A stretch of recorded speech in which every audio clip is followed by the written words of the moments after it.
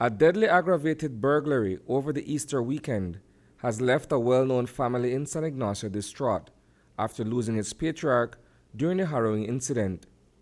72-year-old William Maxwell Smith was at home in the Kontiki area of town when an armed duo ventured onto his property.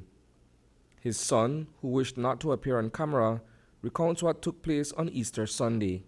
On Sunday around 10 o'clock in the morning, my eldest son, he called me and he told me that he heard that there were some shots in the area on top of the hill. And he asked me that to find out exactly what the shots was all about. A couple minutes later, I have another friend of mine that texts me, and he asked me that if everything was okay. At the same time, I never knew what happened. I was still at home. From there, I took and I went down by the police station, and that's when I saw one of the workers for my dad, and he came out and his eye was red, looked like he had been crying, and he told me that he is sorry for what had happened. Commissioner of Police Chester Williams told reporters this morning that when officers responded to the report of gunshots in that area, they too came under fire from the assailants. Upon police arrival at the location, they came under fire by those persons who were engaged in the home invasion.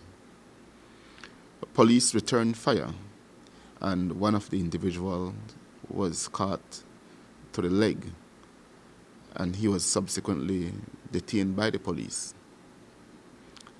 A search of the house that was being burglarized, the police found the lifeless body of the homeowner, one Mr. Smith, with gunshot injuries. Also, there were a number of persons, including the wife of the now deceased, and they gave the police certain information. According to Elridge McDougall, his father, a retiree who worked at the United Nations in New York, was always traveling to and from the U.S. and Belize, where he had planned on resettling after building a resort in San Ignacio. Well, from my basic knowledge of what I know, he always goes back to the States, back and forth. And he's an icon here in San Ignacio, and everybody knows that he is a man that lives in the States, and that he is building and attract attention to many around the country. And that probably sparked some kind of attention to people that he's back and forth to Belize and the States, and probably that's why he became a target. Quick police work led investigators to another suspect, as well as the recovery of several firearms that were stolen from the residence. The officers were also able to retrieve one of the weapons believed to have been used in the commission of the home invasion. Based on the police observations of the scene, as well as information shared with the police by those who were present, police launched an intense manhunt for a second suspect. That second suspect is now in police custody. And there were 2 firearms stolen from the home of Mr. Smith during the aggravated burglary. Those 2 firearms have also been recovered by the police, as well as one of the weapons used by the burglars when they entered the home. That weapon was also recovered by the police. And so at this time, the investigators are putting the pieces together. And hopefully, we should be able to lay charges against those 2 individuals today.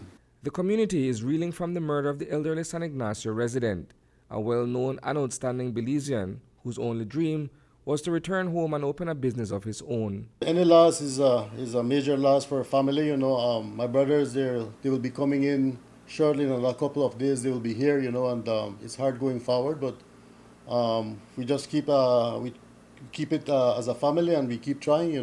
From one day to the next. He held a high position at the United Nations, working for Belize for many years, and he is a retired person from the UN. He used to live in New York.